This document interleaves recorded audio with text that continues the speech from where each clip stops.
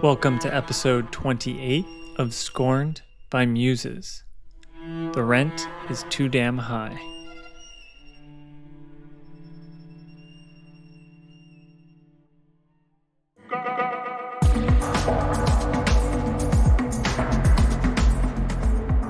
In this episode, I want to talk about a couple of things I've read recently, both of which are in some way about the precarity of living as an artist in a major metropolitan city.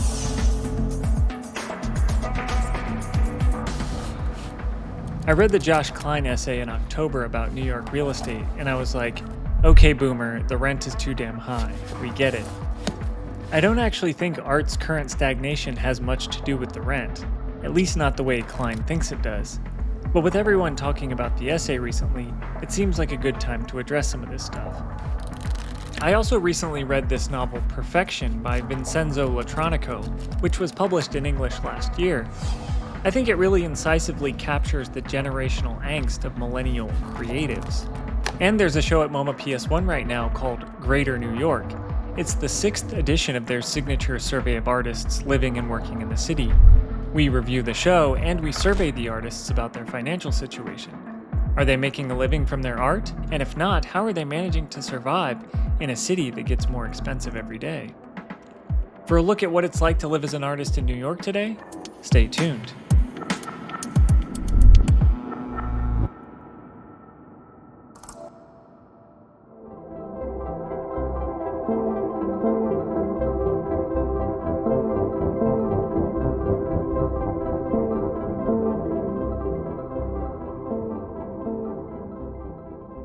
One of the things that makes being an artist or a creator or even a young professional in New York City difficult is that you're living under the constant threat that all of your friends are just going to move away.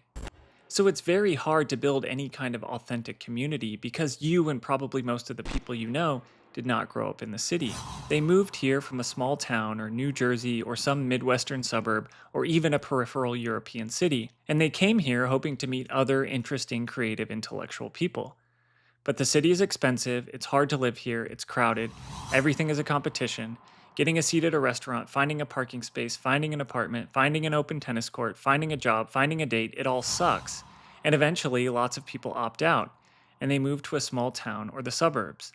And that just makes the whole situation even more precarious, more difficult, more alienating. Vincenzo Latronico's novel Perfection captures this experience well, even though the novel is not set in New York.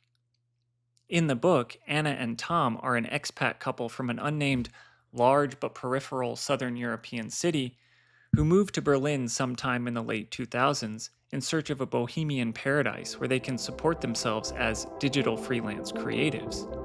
They curate for themselves a life that looks good on social media. They have an apartment filled with tropical plants and mid-century modern furniture. They drink oat milk lattes and eat avocado toast, while the warm analog tones of Animal Collective on vinyl crackle through their vintage speakers.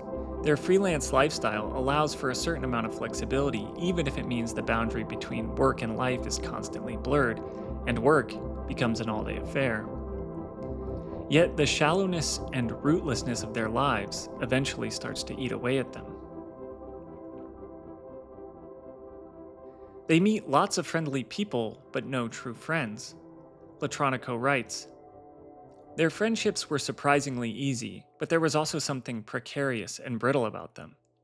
Anna and Tom had been welcomed with an almost suspicious level of interest and openness, proof of a loneliness everyone was trying to exercise. It would not have occurred to them to call on those friends in times of need. There were certain topics they never talked about, like money. Periodically, someone would disappear. It was more common in winter. Sometimes their landlord would break the lease agreement, sometimes they would get a job back home, and sometimes there would be no apparent reason at all. At first, the friend would stop showing up at openings or replying to messages. Their German number would go straight to voicemail. Soon enough, Anna and Tom would hear, either via Facebook or word of mouth, that their friend was back in Marseille or Athens or Copenhagen. Sometimes there would be a proper leaving party with a rented sound system and a plant auction. But more often, what was supposed to be a quick trip home would drag on for months, until the friends who had agreed to keep their bicycle for them would receive an email putting them in touch with some guy driving a van from Berlin to wherever the bicycle owner had returned. We'll definitely be back, these emails would say, as soon as we find an apartment or a job, once the PhD or the winter is over, once the baby is weaned. And the ones who stayed would reply, "See you soon, can't wait, so jealous of the warm weather down there," when really they knew their friends weren't coming back. More than the financial difficulties of living in a city like New York, which Kline details in his essay we'll talk about later, I think the lack of true human connection is the big reason most people leave. You go to an opening and you recognize a bunch of people, and after a drink or two, the conversations start to get kind of fun, and it can feel like you're in a room full of friends.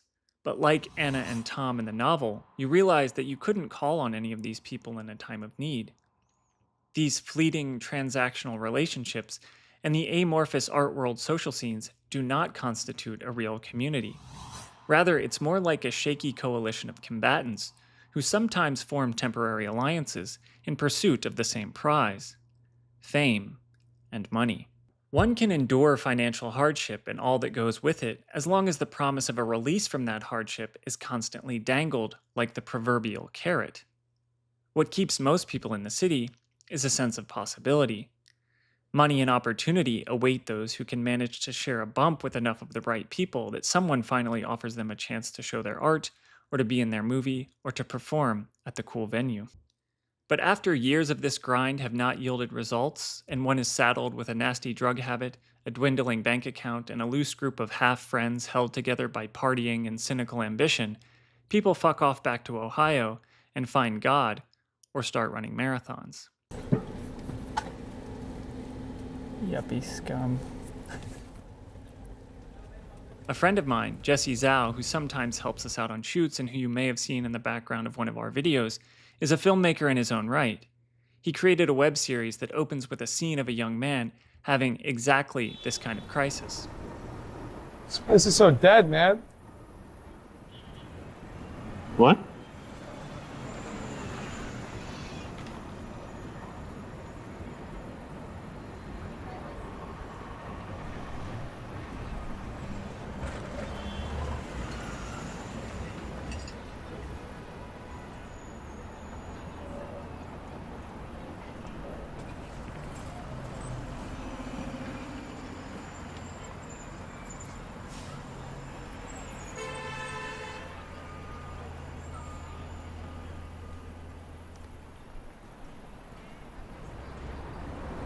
Shouldn't have moved here.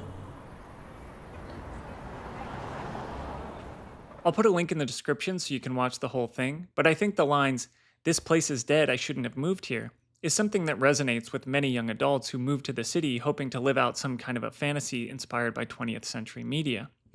There's a few ways that the character could be registering the deadness of the city. He could mean that the shallowness of NYC transplant culture is totally lifeless and does not nourish one's deep psychological and spiritual needs. He could mean that the opportunities which New York City once offered to several generations of artists over the course of the 20th century have completely dried up in the 21st. Or he could mean both. That drying up of opportunities is a major focus of Kline's essay, New York Real Estate and the Ruin of American Art, in which he claims that even successful New York City artists like himself, who is represented by a major gallery and who recently had a mid-career retrospective at the Whitney, are struggling. We saw this to be the case with the similarly successful artist Austin Martin White in episode 22. Even though Austin lives in the much more affordable city of Philadelphia, he was still forced to get rid of his studio recently due to financial pressures.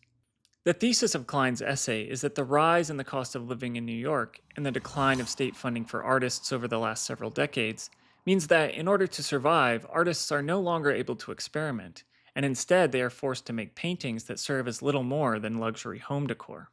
He says that, quote, "a tidal wave of art whose primary function is decorative, speculative financial instruments eclipses any possibility of inquiry, experimentation, or real meaning." And further down, quote, "American art is suffering a poly-crisis that combines a lack of belief in and support for its artists born after 1975, the structural decentering of artists in the art industry, and the subsequent stagnation and possible breakdown of formal innovation in art. In other words, meaningful art, relevant for society and our time, may not be sustainable under the current conditions here." He spends the bulk of the essay detailing the ways in which increasing real estate costs have led to artists making smaller and more conservative work, because on the one hand, high rent limits physical space, and on the other hand, they need to appeal to the tastes of an increasingly conservative market. Kline also blames rising real estate costs for the disappearance of artist run spaces in the city, which traditionally allow for more experimentation and serve to cultivate more organic artist communities. Maybe there were more of these types of spaces in the early 2000s, the era for which Kline is nostalgic, but there are still a ton of artist run spaces in the city, like Earth, Empire, Gurnon Regalia, The Gallery, Lulu Burlu, Toby 78, Mary Gates, Drama, Triest, Dunkunsthal, Gant, Montez, Iowa Projects, Sovereign House, Woodbine. Even though a couple of those closed in the last year or two, there's always new spaces popping up, and artists are always organizing things at temporarily rented venues or in public spaces, like what the artist Ben Scott has been doing with his curatorial project, Blind Spot, where he takes over public spaces like a subway platform or a forgotten corner of Central Park. It's the nature of these kinds of things to be short-lived.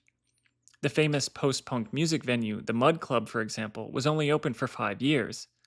I don't think Kline's argument holds. Sure, rising costs have made things difficult, but artists will always find a way. The lack of formal innovation in truly meaningful art in the present is a much more deeply rooted historical problem that doesn't have all that much to do with real estate. Honestly, the piece just comes off kind of whiny to me. A middle-aged man railing against a city and an industry which promised him fame and money, but hasn't delivered. The whininess of the tone is partially because he doesn't bother to explain what meaningful art relevant for society and our time would actually look like, or whether, given adequate time and resources, today's artists would actually be capable of producing it. He waxes nostalgic about the 1960s and 70s, and claims that minimalism, conceptual art, video art, and performance art would not have been possible without that era's cheap rents. He's right, but he leaves the aesthetic value of those practices unexamined. Kline laments that today's artists can't make sculpture anymore because their studios are too small, whereas the artists of the 1970s couldn't make sculpture anymore because its history weighed too heavily. Sculpture felt like an inadequate way to aesthetically objectify mid-20th century reality. As the artist Mel Kendrick says in my film Goodbye Art, the big question for my generation was, why make anything? Because there's, sculpture, sort of unnecessary. Maybe you're cluttering the world. 50 years ago, the artists of the 1970s were already dealing with a moment of stagnation and the possible breakdown of formal aesthetic innovation, which Kline points to as a contemporary concern. And those artists of the 70s seriously considered whether art was a worthwhile practice to continue. Even if they ultimately decided that it was, begging the question was productive and helped clarify their practice in the tradition which they'd inherited. Kline assumes art's inherent value and thinks its stagnation has to do with real estate rather than much bigger cultural, historical, political, and artistic concerns, which the artists of prior generations were able to approach with more clarity. Although participation in the art world may have recently become more difficult for middle and working class artists, the problem of aesthetic stagnation is not reducible to real estate concerns. There are plenty of artists in the city who come from money and who do not need to worry about rent, but many of them still produce derivative, mediocre work, even when it's not painting. This is my Fluxus performance.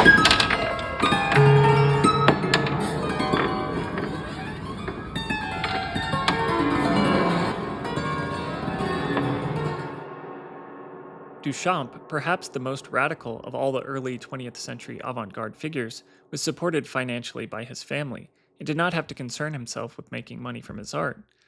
Of course, the financial support from his family allowed Duchamp the time and freedom to experiment, but it was the social and political crises of the late 19th and early 20th centuries which provided the critical social context in which Duchamp's work became possible. Plenty of artists today have family support and could theoretically produce Duchampian work, but why aren't they doing it? We need to ask deeper questions about why artists no longer seem capable of giving adequate aesthetic form to the crises of the 21st century. Lastly, Kline's proposed solutions at the end of the essay don't escape the structural problem which he spends the bulk of the piece complaining about. In the final section of the essay titled Alternatives, he suggests that young artists should, quote, flee New York's sinking ship for Philadelphia or another more affordable city. The problem is that's exactly what artists have been doing for decades. The millennials colonized Portland and Detroit, gobbling up vacant industrial buildings and converting them into spaces for art and music. It happened locally in New York too. Artists fled into the outer boroughs of the city to try to replicate what earlier artists were able to do downtown. They moved to Williamsburg, then Bushwick, and now Ridgewood, following the basic pattern of gentrification. The artists move in and make the area interesting, then come the gays, and eventually the yuppies. The artists are always their own gravediggers in this real estate scheme. But perhaps the bigger flaw in Kline's solution is that even when the artists have more time and more space, the kinds of art historically canonical work which Kline is nostalgic for often don't follow. Kline reifies the present socioeconomic reality and ultimately offers no novel insights and no solutions beyond the things which artists have already been doing on their own for decades.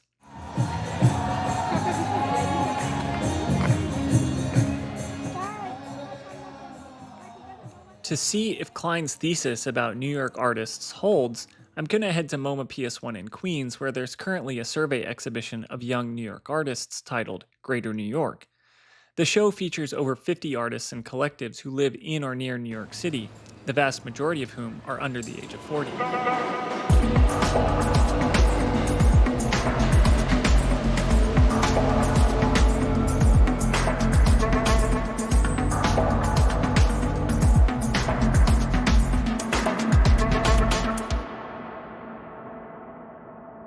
If Kline is right, we should expect to see what he calls a tidal wave of art whose primary function is decorative speculative financial instruments. But the thing that immediately strikes one upon entering the show is that it does not appear market-friendly, at least not in the sense that Kline means it in the essay. To see our review of the show and the results of our survey of the artists participating, head over to patreon.com, where you can watch the full episode. Here's a quick taste of what you'll see. Cocaine-filled condoms, modernity, identity politics, relationship between form and content. Many of them, unfortunately, are not very good. The amount of rent people paid for their apartments on the high end was around. When it came to making an income from their art, on the high end, one artist said he made. And that's where this whole thing just gets really lame.